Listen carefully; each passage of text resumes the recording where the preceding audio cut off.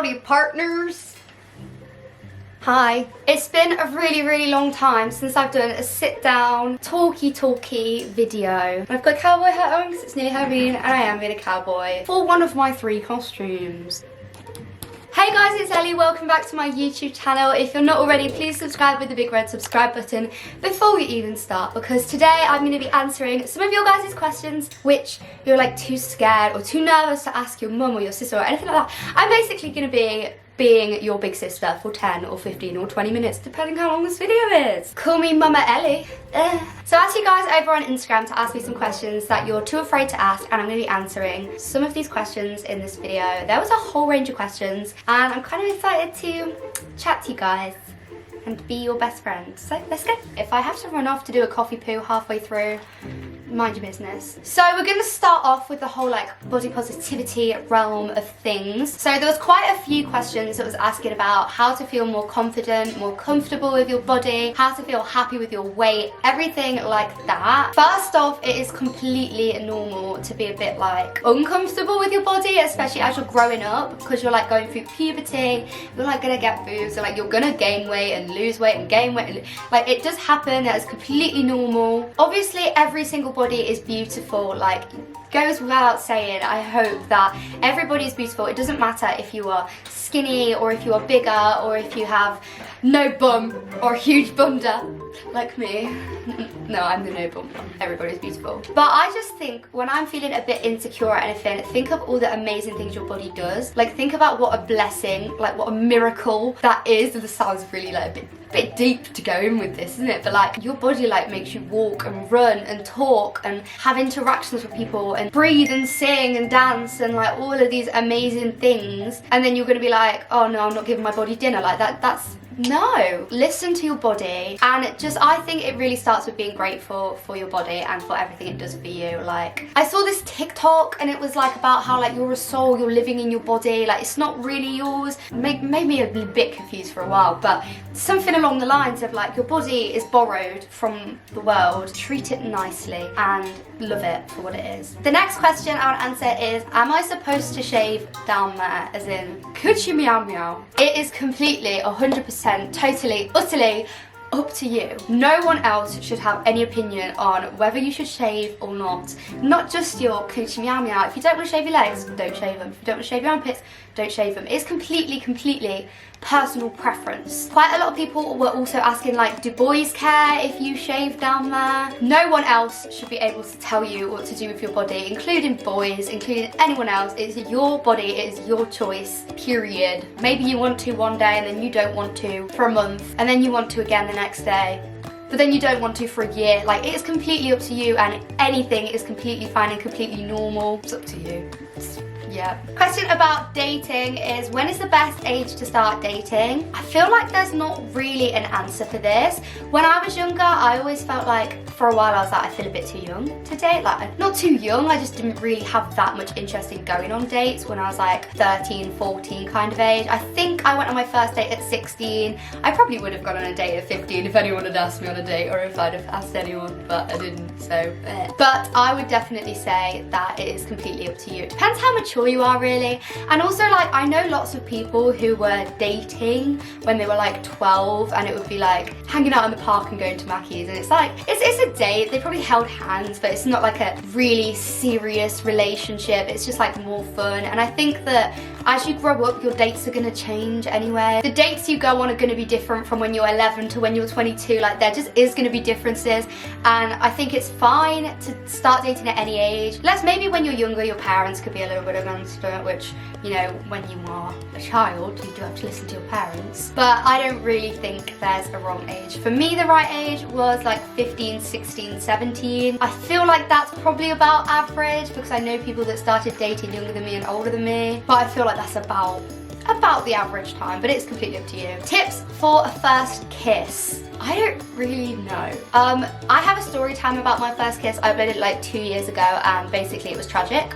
so I don't feel like I have the wisdom to tell you how to have a good first kiss. I think all I can say is don't feel pressured into having your first kiss, because I think I kind of did, like, not really, like, but I was like 16 when I had my first kiss, and like nearly all my friends had already had their first kiss, and I was like, right, I need to have my first kiss, let's go. And I probably shouldn't have done that. It's not like it was something that really held near and dear to my heart to have an amazing first kiss, because it was not amazing. No offense, sorry if you're watching this. I hope you're doing well. It wasn't great. But I think I would have to say, just whenever feels like a good moment. I didn't care that much about my first kiss, like I just wanted it out of the way. But if you want it to be something special, then maybe like it could be on a date, or like after a date, or just with someone that you really like, someone that you've been like talking to for a long time, or that you're actually dating even. Anyways, next question. Any tips to be more confident around people? Honestly, girly pop, for me personally, my confidence is like this. It's literally a wave. It comes like a tsunami sometimes, but fake it till you make it, honestly. That's probably the best advice I could give. And also, I feel like knowing what kind of person you want to be will affect how you perceive confidence. I really sound like I'm writing a university essay right now. So like when I was younger, I would see the like popular kind of people, and I'd be like, whoa, they're so confident, and they're confident because they're like sassy, and they're like confident because when they look at me, I think that they think that I'm a literal piece of poo. They scraped off their shoe, and wow. Oh, to be that confident. Oh, to be so confident you can look at people and make them want to cry. That is not confidence. That is just high school, I guess. I don't really know. But when I think about me being confident now, I think about me being confident enough to go up to someone that I don't know and be like, hey, I love your dress, where's it from? Or go up to someone and just start talking to them and have a conversation and make friends with them. So I think that having it clear in your head how you want to be confident. I want to be confident because I want to make friends with lots of people, and I want to be confident because I want to spread happiness with people, not look at people like they're poo. I feel like once you realise if you're going up to someone and complimenting them or saying something nice to them, they're not going to be like weirdo. They're going to like you because you're nice and friendly. But if you pretend you're confident, then it will naturally start to come. Period question. When should you start putting period things in your school bag? Like what age? I would say when you start high school is probably a good time. So when you're 11 would be a good time. I realise if you're in America, high school's older, isn't it? But middle school / high school. That's when I started putting stuff in my bag. I didn't start my period until I was like 16 or 16. No, I think I just turned 16. So I was quite a late bloomer out there, but I did always feel better for the fact that I always had something in my bag just in case. And if it's not you, it's probably gonna be one of your friends that is unlucky and starts their period at school, and I always like to know that if someone else is on their period, then I have something they can use. Even now, I carry around tampons with me. I don't even use tampons. I just carry them around in case someone else needs one. Always have one, just in case. Next question. Okay, the next question is discharge normal? Is there a way to prevent it? I feel like there is a weird taboo around discharge. Why? Tell me why. Because it is so normal. Literally so normal. It's one of them things that is like you say it and people are like, ugh, and I'm like, why are you erring? Why? Like, we literally talk about pee and poop. Why do you not want to talk about that? You know what I mean? I don't think there's any way to prevent it. Not that I know of. I'm not a scientist, not a biology major, but it is normal. And if it is like a little bit like getting a bit annoying, a bit like heavy or whatever, then you can use like the little panty liners that you can use them when you're like on your period and you're like really light. They're like thin little ones. You can use them. I literally know some people that wear them every single day, and that is completely normal and completely fine. So maybe try that. Someone else said, I barely have any period at all. I bleed every month, but it's very, very little. Is that normal? Again, I'm not a doctor. I'm not qualified for this.